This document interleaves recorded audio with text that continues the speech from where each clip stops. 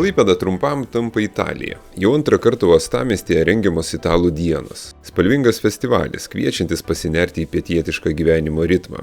Šis renginys gimė iš paprastos idėjos – į Lietuvą atvežti žiupsnelį itališkos kultūros, ne per vadovėlius ar filmus, o per gyvą patirtį.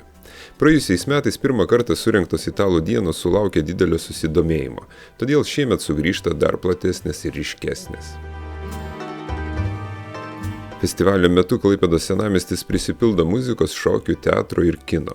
Čia galima sutikti Venecijos karnavalą primenančius personažus, paragauti autentiškų itališkų patiekalų, sudalyvauti kūrybinėse dirbtuvėse ar tiesiog pasimėgauti gyvą atmosferą prie Danės upės.